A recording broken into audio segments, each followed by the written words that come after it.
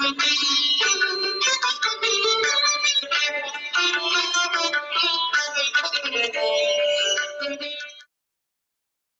everybody. A very good evening. I'm Sarita Nair, founder of Heritage Stories in Performing Arts. HSPA के Facebook page पर आप सबका स्वागत है। इतिहास के पन्नों से आज हम आपके लिए लाए हैं कहानी। एक रानी की कहानी। अभया रानी or The Fearless Queen was a title that was bestowed to her by the people of this small but strategic town in the coast of Karnataka.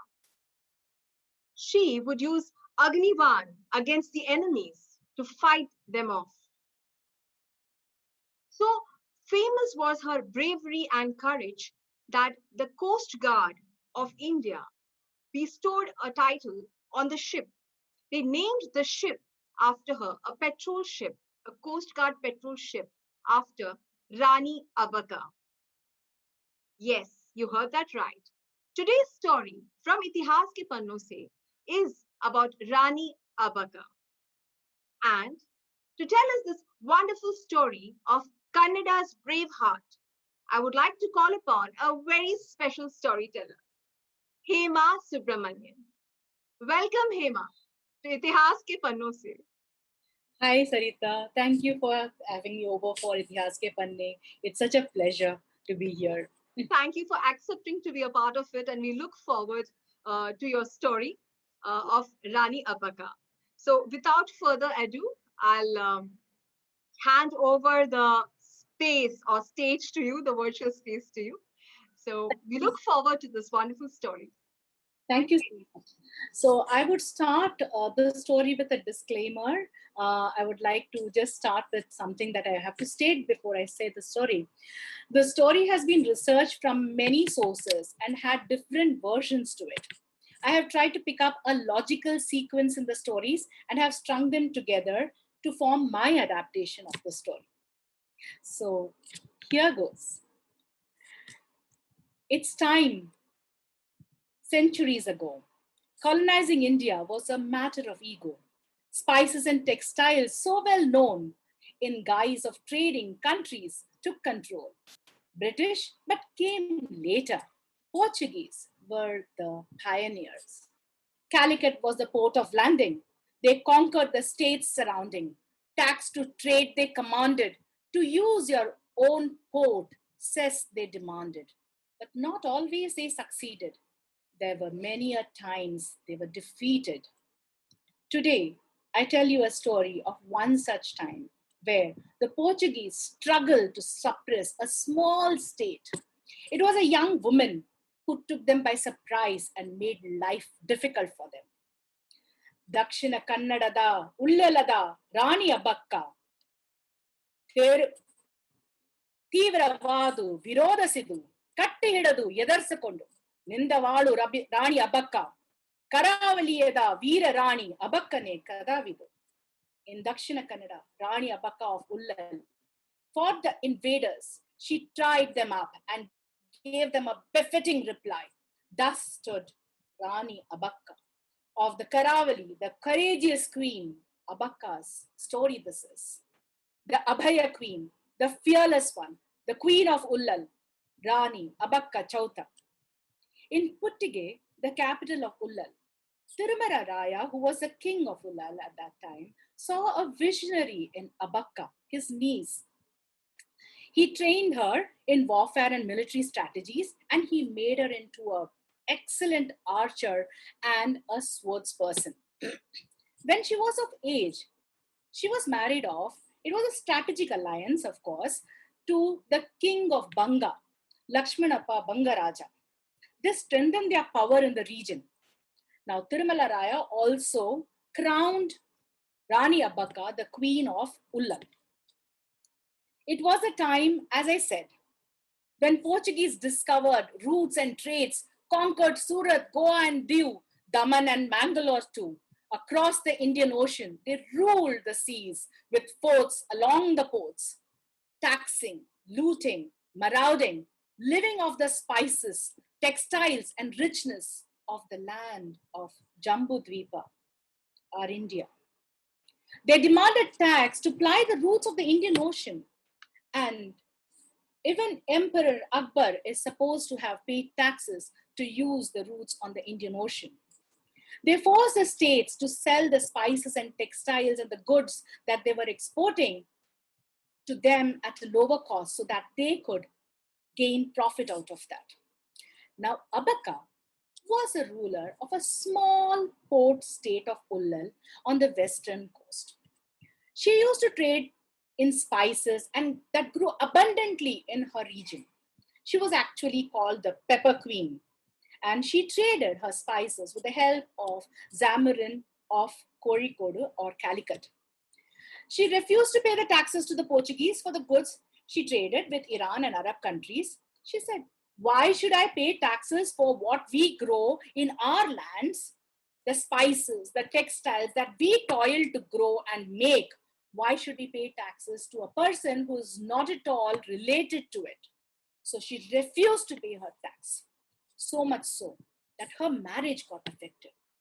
She separated from her husband as he was in favor to bow down to the Portuguese, and she was very much against it.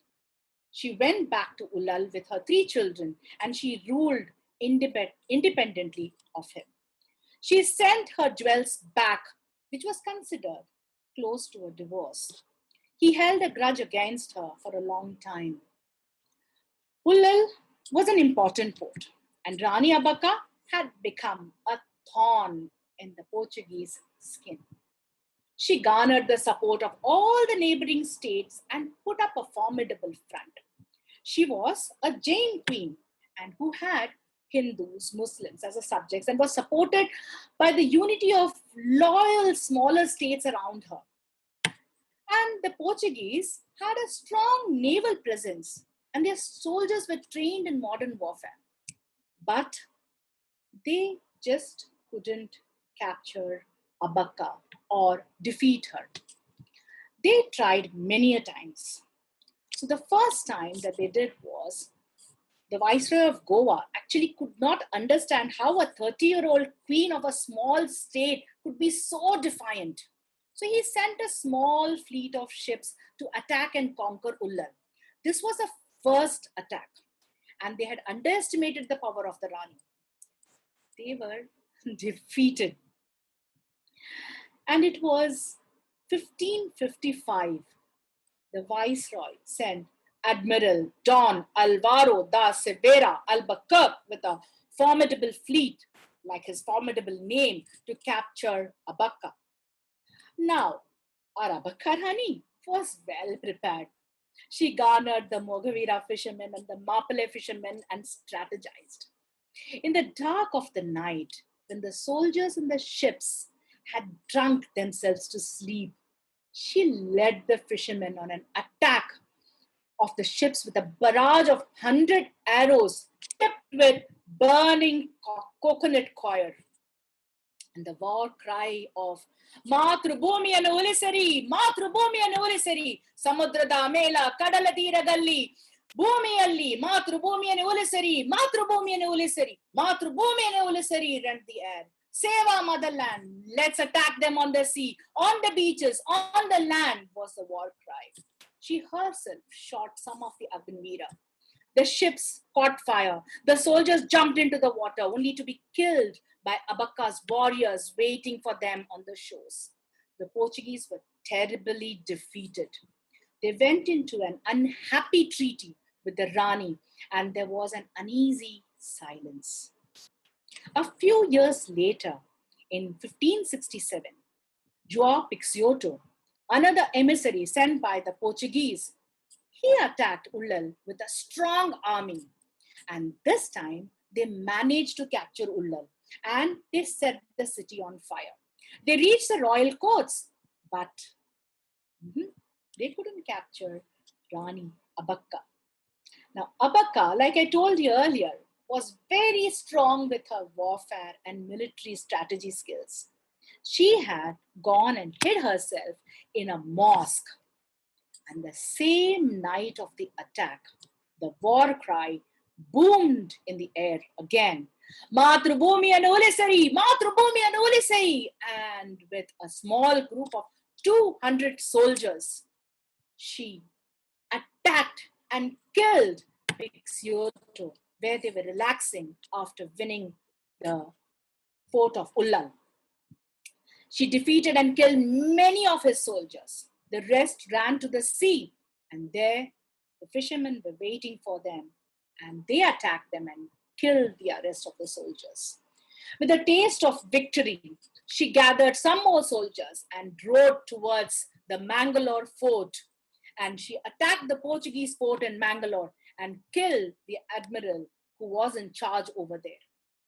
After this, around 1570, she formed an alliance with the sultans of Bijapur, Ahmednagar, and the Zamarin of Kozhikode against the Portuguese and kept them at bay for quite some time.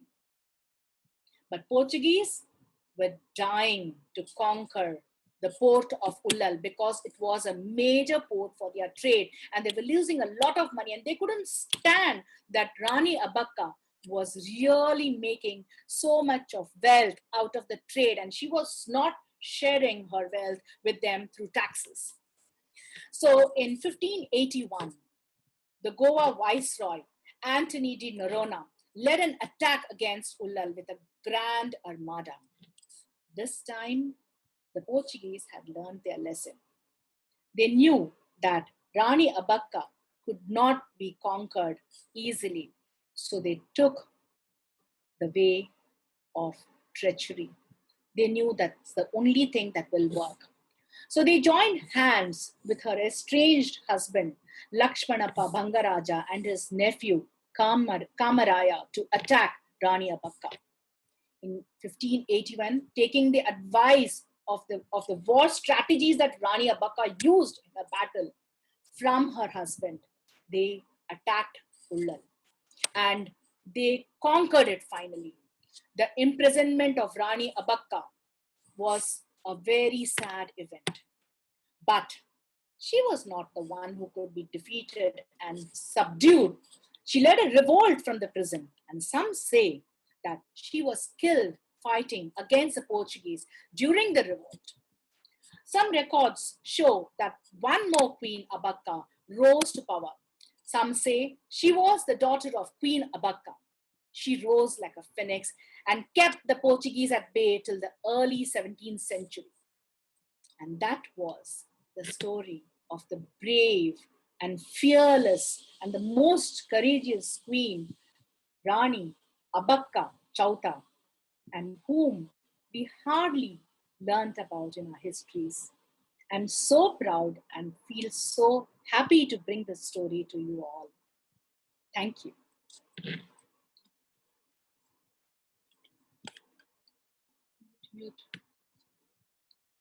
I actually felt that the queen herself was here. So now let me introduce you to Hema, because that was Abakka talking the story of Abakka. But Hema is an education program curator. Her passion is to curate language workshops by integrating arts and other subjects. Hema has been telling stories as a part of PYP teaching and later while conducting her creative writing classes. She's also a Trinity language trainer and trains under the banner of her company, the Orange Wedges Inc. She took a formal certified course in storytelling from Kathalaya. She loves telling stories, as you would have seen right now. It's more a passion for her than a profession. She's one of the co-founders of Mumbai Storytellers Society, where she works towards spreading the art of oral storytelling to the community. So, Hema, it was a wonderful story, and thank you so much for sharing that. The poems, and it really gave me goosebumps. So I would just like to invite our other storytellers on the meet here to switch on and join us in the conversation. Thank you so much, Sarita. We have with Hema. us. That was wonderful, Hema. So My God. And hats off to the language that you used in between with so much of ease. My God. I hope I pronounced the words right. That was honestly, as a listener, I really do not care about the pronunciation, but I love the compassion and I loved with the whole ease or the passion it came from. I didn't even go to the language or to the pronunciation or to anything. I was only with Rania Bagga. I was only living her portrayal that you were telling us.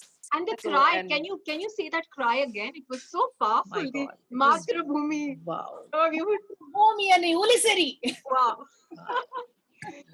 lovely, loved Such it, such loved an amazing personality and such an amazing story of a woman who's hardly known. So I believe she was actually the niece of the king. I mean, Hema, can you share a little bit about that as well? Yeah, she was actually the niece of the king, and they had a system called the matrilineal system. This is all like these records are not very authentic. We don't know what exactly it is, but many of the sources that I looked at gave this as a common thing. So I took this up.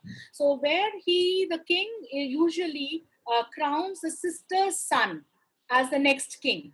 And as he did not have a nephew, so he crowned Abaka, his sister's daughter, for Ullaj. Yeah, so Okay. that's the story behind that. How the niece became the queen. How there are some stories in Abakas also. So yeah. Okay. So I also happened to read that she was known across Europe for her bravery and the grit that she showed with the Portuguese.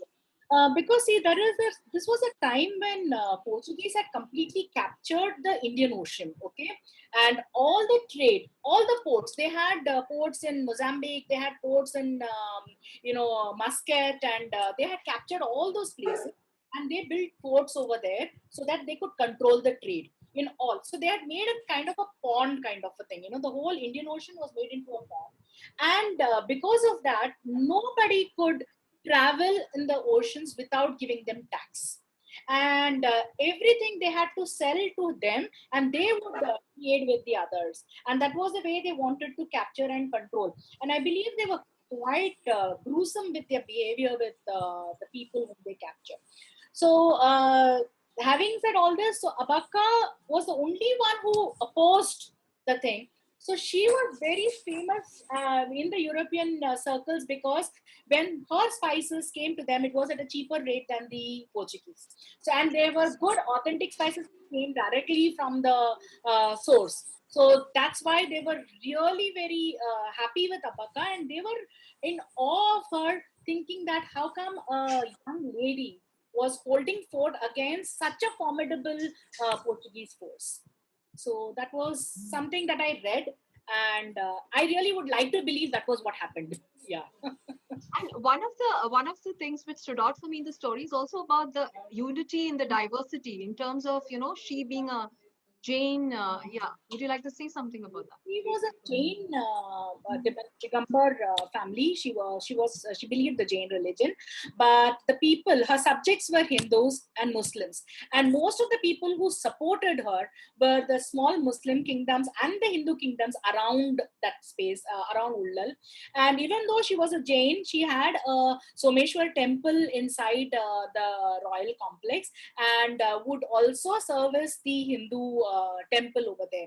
So actually, there is a part of the story where they finally say that she was returning back from the temple, and she was suddenly attacked by the Portuguese and she was killed. There is one story that goes, and so there are many stories to it. So one of the stories says that she was returning from the temple. So she has been an amazing person, and all her battles, she had Hindus and Muslims working together with her, and winning the battles. And she is supposed to be a very simple, she looked like a commoner, and she's to mingle with the people in that manner. Yeah. So not only was she a strategist, she was a warrior, and she was also a businesswoman. And she Amazing. and she was a diplomat. And she was a diplomat. So we are joined by Lavanya Prasad, Rajashri Thope, and we also have with us Sonia. They're all going to be performing on Itihas Ke Panno Se ahead. Sonia has already done the first story. Amongst the guests, we also have Usha Venkatraman ma'am, who's one of the founders of MSS. So thank you for joining us today evening. And the forum is open for you all to, ask Yes, yes, Hema. And before we go ahead, I just want to thank Sunanda, who is part of the audience. She is the Okay. one who has helped me with all the pronunciations and the slogans. And I've been eating her head for the last 2 days, and she's really helped me out with that. Thank you so, so much, Sunanda. Yes. It was Thank lovely, you. Hema. I loved it. And yes, the Kannada brought a beautiful flavor to your story. And very nice, very nice. How beautiful it is to listen to, stories of all these women who fought and mean so much to take from them. So Yes. thanks to Sarita for doing this. Very nice, Yes. beautiful. Thank you so much. It's my honor and pleasure, and thank you all for joining in for this. It's taking such form, and we are getting some amazing responses from our listeners about the stories which are being present here, dear, about it being so rare and the research that has gone into this. So thank you all for that as well. And Rajashri, would you like to say something? Yeah, Hema, this is just so beautifully, particularly when you speak in that language, the local language, it really brings out the beauty to the whole story. It's so touching your heart then, very wonderfully narrated. Thank you. Thanks, Sarita. Thanks, Hema. Thank you so much, Rajni. That means a lot when it comes from you. I know how your Tana went. No, nothing like that. It's so well narrated. So And the happy. poem was written completely by her, and she's even the start. I mean, it's amazing. Very nice. Hi, Sarita. If I can add Yes, something, please, Usha. Usha here. Sarita, it's wonderful that you've brought history alive, and thank you, Hema, for the awesome rendition of the story and also, speaking in Kannada. And I thought it was pretty flawless.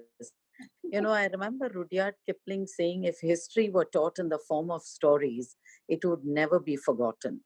And it's very important to know our past, to move forward in life. And Sarita, congratulations for really bringing the history alive through stories. Thank you so Yeah, much, Usha. Thank you thank so you. much. इतिहास के पन्नों से is a concept which has come together because all of them are here, and it would not have been possible without these wonderful people who have joined me in this. And thank you so much. It was a small idea which is really going ahead, and I'm proud and honored to be doing this. So thank you. It means a lot coming from you. And thank you for the viewers and the listeners who are joining in every time and sending us such wonderful comments.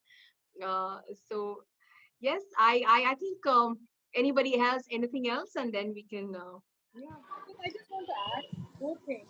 Yes, Hema. This, I think I should say this because Rani Abaka, I think, has been speaking to me for quite some time. Is what I felt because I read about her some time back, and it was there in the back of my mind. And the moment Sarita called me up for this, the first call she made, and the first thing she asked me, Hema, would you be interested? I said, yes, I'm going to tell the story of Rani Abaka. And I think it is something that, she wanted to speak through her to speak through me. And then also the thought about, the Bhuta Katha in this Karnataka where they do. And I believe when they get possessed, they usually tell the story of Rani Abaka. So, God knows. So that's why I didn't introduce Hema at the start. I thought let the story take the role here. So yes, I remember that conversation, Hema, and it just came to you immediately. You told me I have the story I need to tell, and I was like, whichever story you feel needs to be told, this is the perfect place to do that. So thank you all for joining in the Zoom meeting as well, and thank you for this wonderful. Thanks. I'll just thank you to the audience. And you. Bye, sweetheart. Bye. Thank you. Yeah. Bye, Rajshri. Bye, bye, bye, Sarita. Bye, Hema. Bye.